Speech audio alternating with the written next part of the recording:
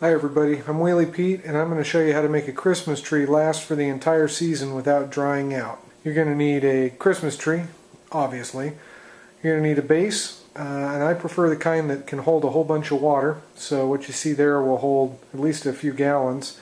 And a drill with a 1/2-inch bit and some kind of saw to trim the base of the tree off with. Alright, let's get started. So the first thing we got to do is cut this end off square.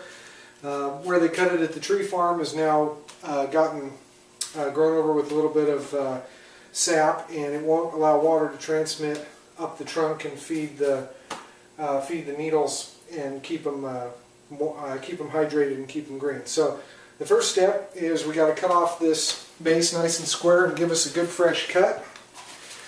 I don't even let them cut it. They'll say they'll give you a fresh cut when you purchase, but you might as well wait until you get home because it could sap over by then anyway. So you can use a handsaw. I'm just going to use the trusty reciprocating saw, and I've got the base supported, and I'm just going to square this up.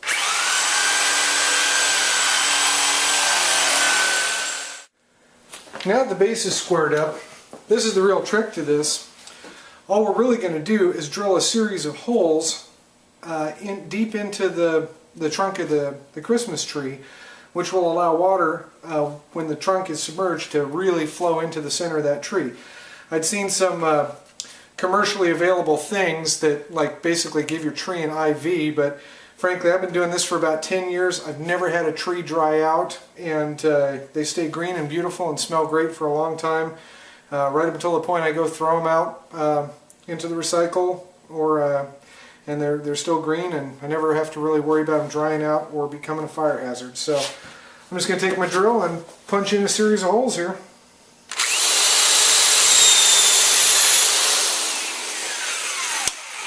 I'm using a 1/2-inch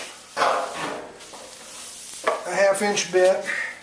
I'm just going to make some holes, and you want to make the holes where they'll be submerged in the tree stand underwater. Okay, so now we're finished, and we just need to haul this thing inside and fill it up with water.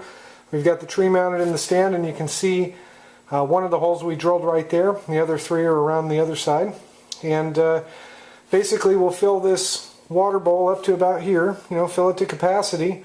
And for a couple of days the tree will drink pretty heavily and drain the water down. You just add more water, and always keep the water above these hydration holes, and your tree will stay nice and green for the entire Christmas season, and should really cut down on the fire hazard too. Hope you enjoyed this, hope you learned something, and hope you have a very Merry Christmas.